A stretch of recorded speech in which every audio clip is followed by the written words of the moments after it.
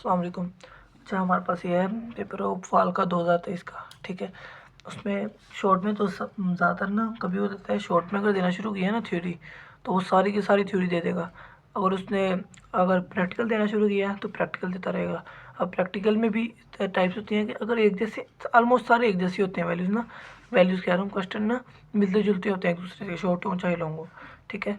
अब an object, object क्या है? ऑब्जेक्ट है इंस्टेंस क्लास का, हमें पता है, ठीक है। एक क्लास जो होती है वो हमारे रियल वर्ल्ड को एक्सप्लेन कर रही होती है, लेकिन उनको डाटा स्टोर नहीं कर रही होती। ऑब्जेक्ट जब बनता है ना, तो उसमें जितने वेरिएबल्स होते हैं, जो जो चीज़ें होती हैं, वो जितनी वैल्यू स्टोर करना चाहती है ना, वो उस ऑब्जेक्ट जो है ना डाटा हमारा एलोकेट कर देता है मेमोरी के अंदर, ठीक है। It contains both the attributes, attributes भी होते हैं, फंक्शन भी होते हैं, that operates on that data. उस पर जो भी डाटा ऑपरेट हो रहा है, जो भी हमने क्लास में बनाया हुआ है ना, तो जिस क्लास का ऑब्जेक्ट होगा वो सारा का सारा डाटा रख लेगा। If a class is a blue print, और क्लास जब ब्लू प्रिंट है या टेम्पलेट है, तो अगर टेम्पलेट ही होता है वो कौन सा रियल में हम यूज़ करते हैं, ठीक है। रियल में तो ऑब्जेक्ट होता है ना। The object is a specific house built from that public that blue print, ठीक है। उस ब्लू प्रिंट से जो हमारा हाउस बना है ना, जिस तरह हम नक्शा बना रहे हैं, ठीक है। नक्शे में तो हमें कुछ भी नहीं लगना, हमने बस नक्शा बनाना है यहाँ, ठीक है, ठीक है। असल काम कब होना है? जब ऑब्जेक्ट बनाना है, जब उन्हें वो बना देना है, उसको बना देना उसका, ठीक है।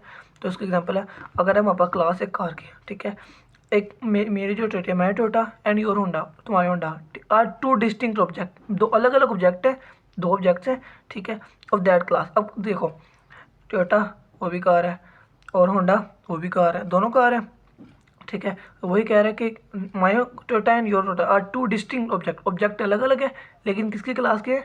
उसी क्लास के हैं। द कोई मेमोरी वैन इट प्रोग्राम, जब जब जब टोयोटा बनेगी तभी वो मेमोरी लेगी ना, तभी पैसे लेगी ना, किसी सोच विचार के लिए लेगी, ठीक है। ये ऑब्जेक्ट हो गया। आगे आता है इनकैप्सुलेशन। इनकैप्सुलेशन क्या है और इम्पोर्टेंट क्यों है, ठीक है। इनकैप्सुलेट क्या है? कैप्सूल में बंद कर देना, जो कैप्सूल होता है उसमें डाटा को बंद कर देना। Encapsulation is a process of wrapping data, variable जो होते हैं, ठीक है, एंड कोड मेथड्स और या मेथड्स को टुगेदर एक साथ इनटू अ सिंगल यूनिट, एक ही क्लास में। एक जो क्लास बनाई है हमने, ठीक है, उसमें कुछ पब्लिक है, कुछ प्राइवेट है, कुछ प्रोटेक्टेड है, कुछ चीज़ें मिलके बनती हैं ना, ये सारा एक कैप्सूल में बनना हो गया। जो जो हमें ज़रूरी चाहिए हमने पब्लिक, जो हमें हम चाहते हैं कि जहाँ पूरी दुनिया देखे वो पब्लिक में रख दिया। जो हम चाहते हैं बच्चे देखें सिर्फ प्रोटेक्टेड में रख लिया। जो हम चाहते हैं कि कोई भी ना देखे हमारे सिवा, हमने प्राइवेट में रख दिया। वो एक्सेसिबल ही नहीं होंगे कभी, ठीक है। It is often associated with data hiding, इसे कहते हैं डाटा हाइडिंग में, ठीक है। डाटा हाइडिंग मतलब एब्स्ट्रैक्शन हो गया, ठीक है। तो typically make data members private, हम डाटा मेंबर को प्राइवेट रखते हैं ज़्यादातर, ऑलमोस्ट 99% केसेस में हम रखते ही रखते हैं। कभी होता है कि चावल मार दें तो ना रखें, वरना हम प्राइवेट में ही रखते हैं। उनके गेटर सेटर बना लेते हैं पब्लिक में, ताकि हम उनको असेस कर सकें, ठीक है।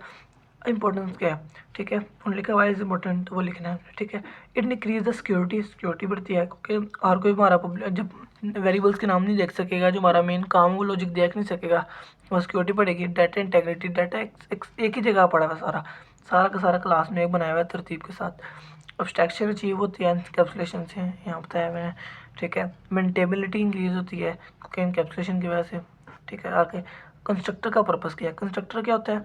जो ऑटोमेटिकली कॉल होता है, जो ऑब्जेक्ट बनता है, हम जो होता है डिफ़ॉल्ट, जो पहले से बना होता है, ठीक है।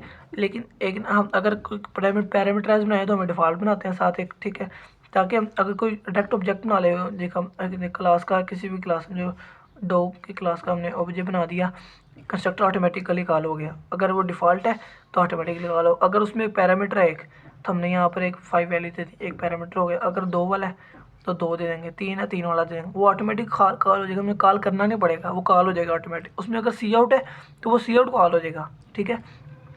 उसके बाद a constructor is a special member function, एक मेंबर फंक्शन है, हमें पता है, that is automatically created called divine and object is created. जब ऑब्जेक्ट क्रिएट हुआ उसी टाइम कॉल हो गया। It has the same name as the class है, इसका वही नाम होता है जो क्लास का है, ठीक है। एंड नो रिटर्न टाइप, कोई रिटर्न नहीं है, ठीक है। इवन के वर्ड भी नहीं। अब नाम क्या होता है?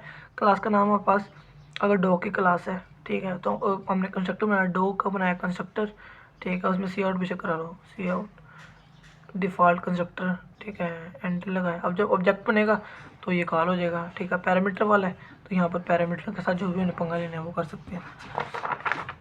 उसका पर्पज़ क्या है इसका? Primary purpose of constructor is to initialize data member. अब देखो क्या होता है, जब जैसे ही बना ऑटोमेटिकली कॉल हुआ, जब कॉल हो गया हमारा डाटा तो सारी बात उसमें जो भी हमने वहाँ पर किया है कोई ना कोई वैल्यू स्टोर कर देगा। अगर हम डिफ़ॉल्ट है तो हम 0 वगैरह वैल्यू कर देंगे या अननाउ कर देंगे किसी स्ट्रिंग में, ठीक है। फ्लोट में 0.0 कर देंगे, ठीक है। इस तरह ही तांगे में क्या होता है, जब अगर हम ना बनाएं, अगर दूसरा नहीं बनाते तो डिफ़ॉल्ट कॉल हो जाएगा, ठीक है। अगर डिफ़ॉल्ट अगर कुछ पैरामीटर हमने कंस्ट्रक्टर नहीं बनाया लेकिन हमने ऑब्जेक्ट बना लिया है, ठीक है, ऑब्जेक्ट बनाया तो डिफ़ॉल्ट एक होता है उनका जो कि हमारा कॉल हो जाता है, ठीक है। अब वो कॉल हुआ हमारा, जब ऑब्जेक्ट कॉल हुआ उसमें ए था और बी था कभी फर्स्ट, ठीक है। हमारे पास जो मेंबर थे ए और बी थे, ठीक है। अब ए और बी तो आए, ए में वैल्यू हमने कोई स्टोर नहीं की, बी में कोई नहीं की, तो क्या करेगा, गार्बेज वैल्यू कोई भी जो भी उसके पास लोकेशन में स्टोर होके वो गार्बेज वैल्यू कोई ना कोई शो कर देगा, ठीक है। तो हमने गार्बेज वैल्यू को नहीं लाना हमने, ठीक है, इसलिए हम करते हैं इनिशियलाइज कर देते हैं कंस्ट्रक्टर के जरिए। It ensure that an object life start with valid state, हम इसे इंश्योर करते हैं कि भाई ज़िंदगी शुरू हो गई है उसकी, अब वो जो भी पंगे लेगा वो एक पूरी गाड़ी बन गया। अब उस गाड़ी को क्या करो, आप चाहो तो उस गाड़ी को इस्तेमाल अच्छे से करो, बुरे से करो, जो भी करना, घर बन गया उसको अब जो मर्ज़ी करो, उसका जो जो उसको कर सकते हो ना गाड़ी को, ठीक है, वो करो, घर को जो जो कर सकते हो वो करो। The resources are allocated using with using of new keyword होता है जो हीप में ना, हीप होती है, एक होता है स्टैक और एक होता है हीप। हीप में वैल्यू स्टोर करता है, ठीक है।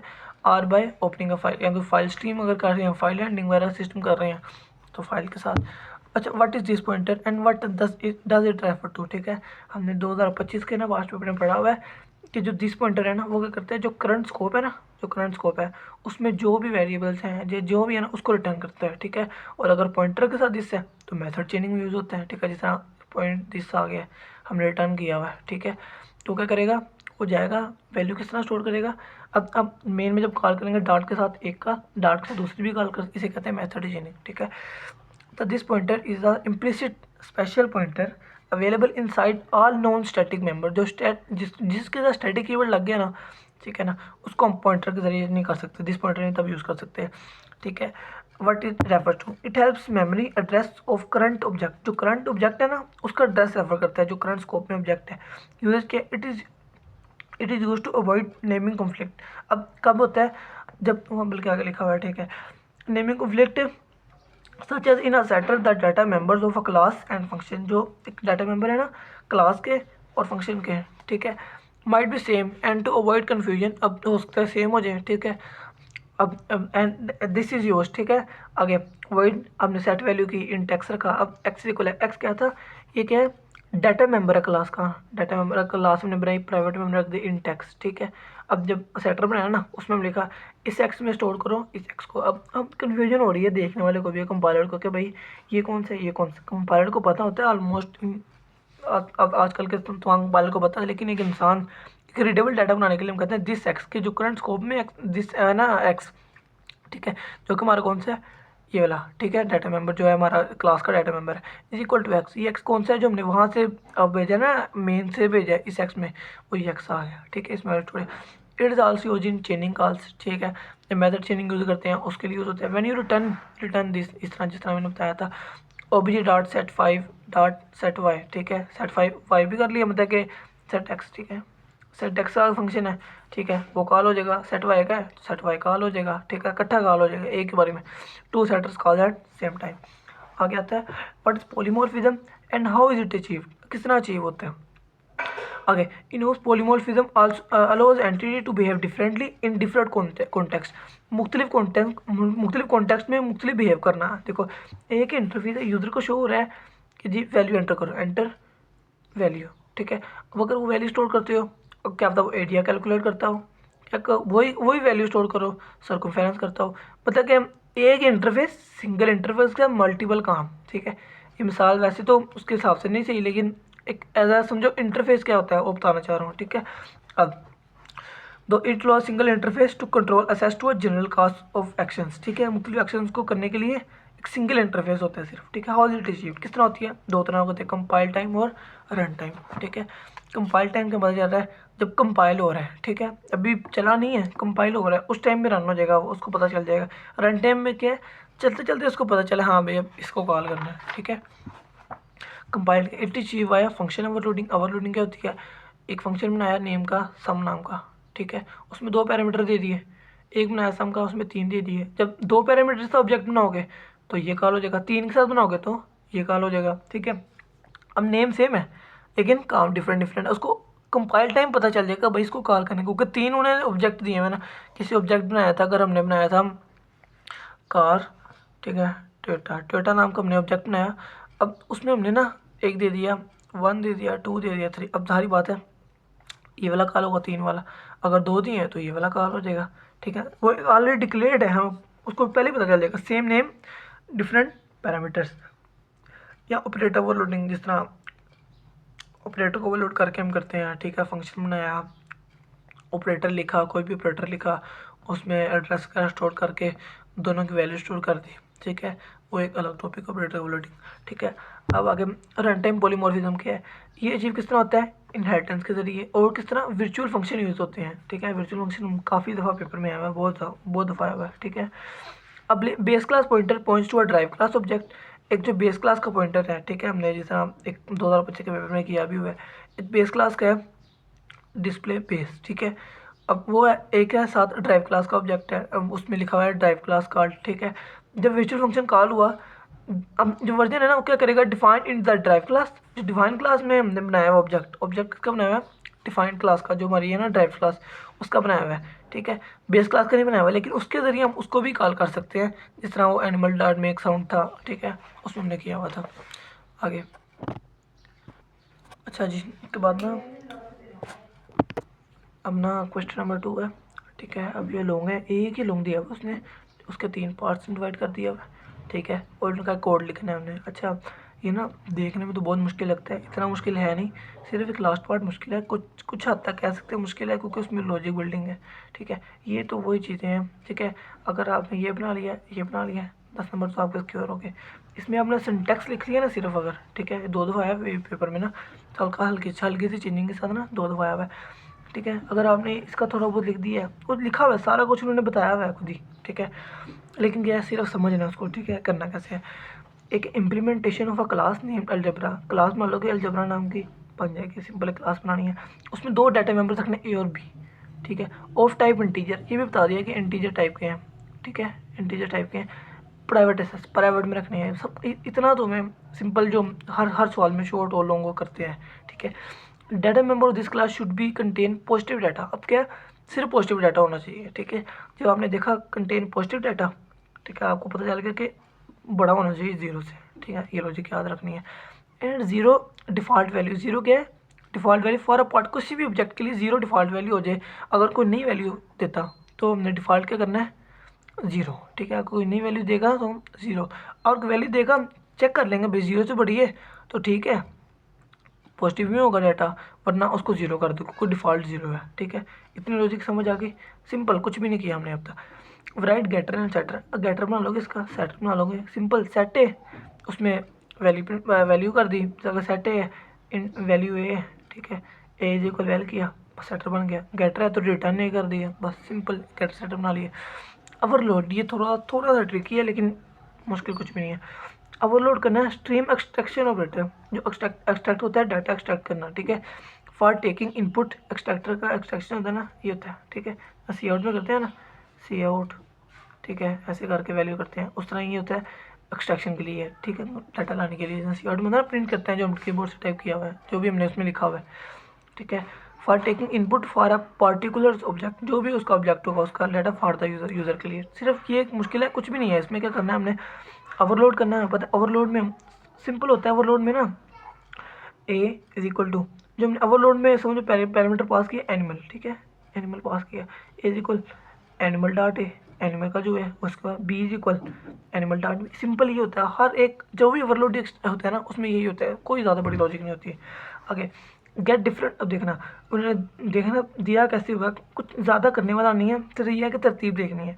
राइट गेट डिफरेंट ऑब्जेक्ट्स, एक गेट डिफरेंट ऑब्जेक्ट नाम का फंक्शन बनाया, सिर्फ उस क्लास में फंक्शन बनाया, which accept an array of algebra, array लेगा। देखो सबसे पहले एक बनाया फंक्शन, देखो इस नाम रखा उसका, उसमें बनाया, उन्होंने कहा एक एरे लेगा, इंट एरे ले लेगा। ठीक है, उन्होंने यही कहा विद इट्स साइज, और उसका साइज भी ले लेगा, इंट साइज। ठीक है, अब तक उन्होंने सिर्फ ये कहा हुआ है। ठीक है, with its size and return a new created array. अब यहाँ पर रिटर्न क्या करेगा, रिटर्न करेगा एक एरे करेगा रिटर्न किसी ना किसी कंडीशन के बाद।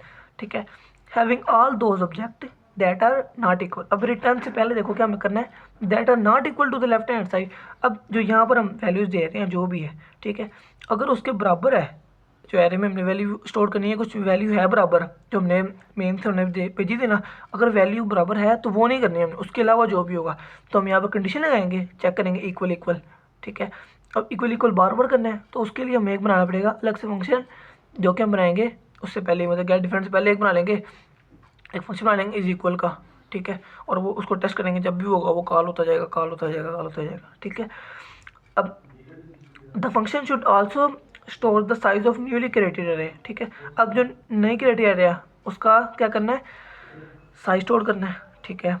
जो भी नहीं बनेगी ना उसका स्टोर करना है। अब कहाँ करना है, इनटू अ थर्ड पैरामीटर है, थर्ड पैरामीटर, अच्छा यहाँ पर दो पैरामीटर से हमें पता चल गया, नेम्ड न्यू साइज, नाम भी बता दिया उन्होंने न्यू साइज। अब यहाँ पर करना है इंट न्यू साइज नाम का वेरिएबल रख लिया, सिंपल। ये तीन हमारे पैरामीटर पास हो गए, उन्होंने जो कहा है विच इज़ पास्ड बाय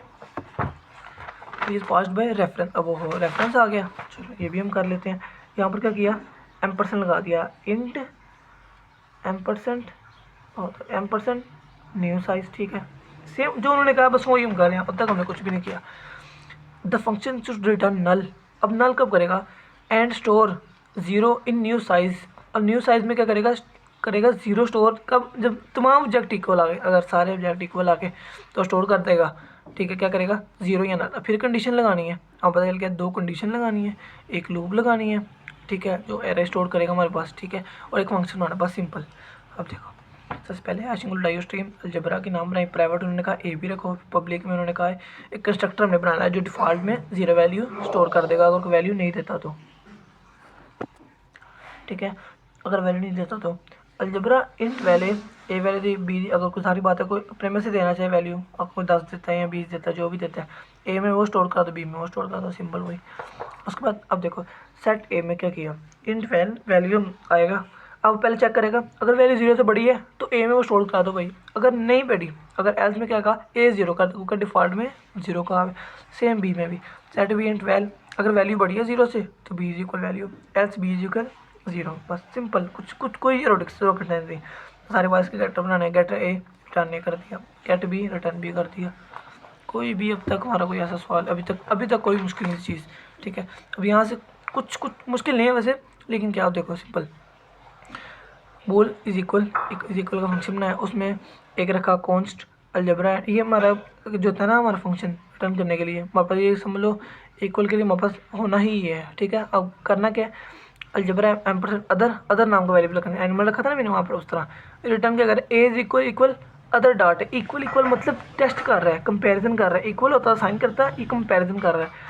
अब क्या करेगा, रिटर्न करेगा कब, अगर A is equal other A दोनों बराबर है और B is equal other B, अगर दोनों बराबर है तो रिटर्न कर देगा, और ये कहते हैं रिटर्न अगर बराबर है तो, ठीक है। एंड क्या लगाए, अगर ये हो जाए या ये हो जाए, इसमें एक भी फॉल्स होगा तो वैल्यू फॉल्स हो जाएगी, ठीक है, तो वो उसको रिटर्न कर देगा, ठीक है। रिटर्न कब करेगा, जब दोनों बराबर हैं, सो रिटर्न नहीं करेगा तब, ठीक है, अगर दोनों बराबर हैं तब भी। उसके बाद अब ये फ्रेंड हमने बनाया, अब उन्होंने कहा था ये ओवरलोड करना है एक्सट्रीम ऑपरेटर, ये एक्सट्रीम ऑपरेटर, ठीक है, उन्होंने कहा था इसको हमने करना है ओवरलोड। अब सीन क्या हुआ कि ना फ्रेंड क्यों बनाया हमने, ठीक है। अब हमें चाहिए क्या, फ्रेंड हमने इसलिए बनाया ताकि अगर हम इसको डिफाइन करते हैं आउटसाइड द क्लास, ठीक है, तो हमें चाहिए वैल्यूज़ ए की और बी की, और ये प्राइवेट मेंबर्स हैं, प्राइवेट मेंबर को साइज करने के लिए हमें क्या चाहिए होता है, फ्रेंड फंक्शन, ठीक है। आई स्ट्रीम एंड ऑपरेटर, तो ये सारी बात है, सिंटैक्स आपने पढ़ा होगा लाजमी, नहीं पढ़ा तो पढ़ना पड़ेगा।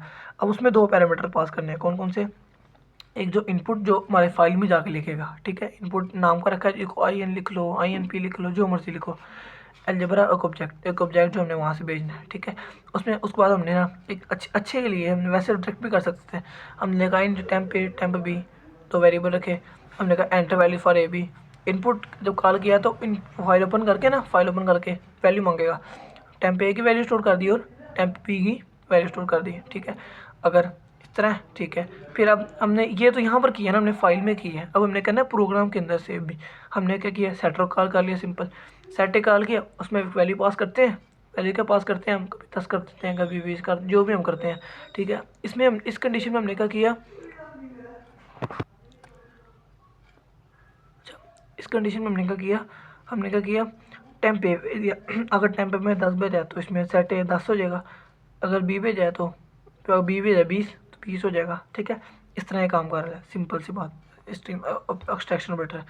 डिस्प्ले का फंक्शन कॉल किया, वो डिस्प्ले कॉन्स्ट का ए में एक वैल्यू स्टोर, बी में बी की वैल्यू स्टोर। सिंपल हम डिस्प्ले का जिस तरह हम बनाते हैं, ठीक है। अब तक कोई मुश्किल नहीं। अब मेन है हमारे पास ये लॉजिक, ठीक है।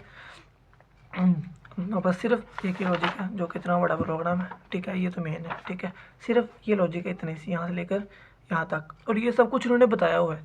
सबसे पहले एक बनाना उन्होंने कहा है, एक गेट डिफरेंट ऑब्जेक्ट नाम का हमने बनाना फंक्शन, ठीक है। उसको पॉइंटर रखा, और सारी बात है उसने एड्रेस वगैरह स्टोर करने हैं, ठीक है। उसके बाद अलजबरा एरर उन्होंने ये कहा था, एक एरे बनानी है, ठीक है। अलजबरा क्लास की इंट साइज़ एक साइज़ भेजा, इंट एम्परसेंड न्यू साइज़ एक न्यू साइज़ भेजा, ठीक है। अब ये तीन चीज़ें उन्होंने बताई हुई हैं, ठीक है। उन्होंने पहले कहा था एक एरे बना ऑफ दैट क्लास, ठीक है। इन एक साइज़ मेंबर हो, ठीक है। और then create new array, array बनाओ, फिर जो भी करो। उसके बाद उन्होंने कहा था and return an value store in a third parameter which is passed by reference, ठीक है। अगर याद हो तो created array into a third parameter named new size which is passed by reference to the function, ठीक है। उसके बाद, ठीक है, उस फंक्शन को रिटर्न करेगी किस तरह, पास बाय रेफरेंस, ठीक है। अब उसके बाद उन्होंने कहा था कि चेक करो कि एरे में एरे कितने हैं, ठीक है। एरे में कितने हमारे पास ऑब्जेक्ट सेम है, कितने अलग अलग हैं, चेक करना है हमने, ठीक है। अब हमने कहा काउंट जीरो, समझो काउंट हमारे पास काउंटिंग जीरो है। For int I equal zero, I छोटा साइज से जो भी साइज होगा उसका आई प्लस प्लस, अगर इक्वल दिस क्या करेगा, वो बात पॉइंटर आ गया, दिस रिटर्न कर देगा। अगर यहाँ ना होता तो हम दिस कर सकते थे, ठीक है। दिस अब पॉइंटर है तो हम इसको डार्क से एक्सेस कर नहीं सकते। This is equal array of I, array समझो। अब इस करंट ऑब्जेक्ट में एरे ऑफ आई क्या है, जीरो। अगर वो जीरो के बराबर नहीं है तो काउंट प्लस प्लस कर दो, मतलब एरे ऑफ जीरो में अगर जो भी वैल्यू स्टोर है अगर 10 है उसके बराबर नहीं है तो काउंट में प्लस प्लस कर दो। अगर बराबर है तो इसको नहीं करेगा, दोबारा रन होगा जब तक साइज के बराबर नहीं आता। एक दफ़ा हो, दो दफ़ा हो, तीन दफ़ा हो या चार दफ़ा हो। उसके बाद उन्होंने कहा था चेक करो अगर तो वैल्यू स्टोर है, वैल्यू अगर काउंट अगर प्लस ही नहीं होता, सारी अलग अलग अलग होती हैं, देखो ना। अगर 10 सेम होगा तब प्लस होगा ना, ठीक है, तब प्लस नहीं होगा अगर अलग अलग अलग आती हैं, ठीक है। तो अगर काउंट ज़ीरो आ गया, हम काउंट को प्लस हुआ ही नहीं हमारे पास, ठीक है, तो क्या होगा, न्यू साइज़ में ज़ीरो। उन्होंने देखो क्या कहा था,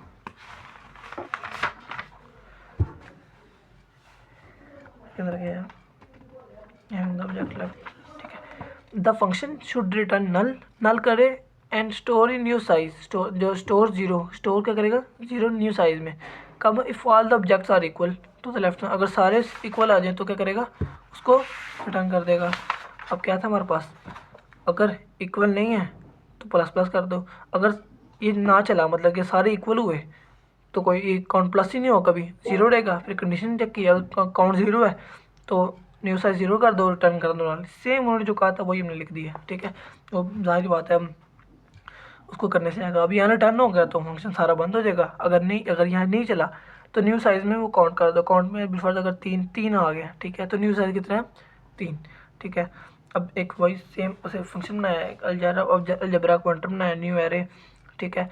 न्यू, अगर न्यू क्या करता है, एक हीप में अलग से मेमोरी भरता है, ठीक है। और हमेशा जब भी एक न्यू कीवर्ड इस्तेमाल करते हैं, ठीक है, तो ये हीप में एक मेमोरी लेता है, ठीक है। एक होता है स्टैक, ऐसे होता है, हीप एक बड़ा सा डब्बा होता है, उसमें ऐसे वैल्यूज़ वगैरह स्टोर होती हैं जैसे भी, ठीक है।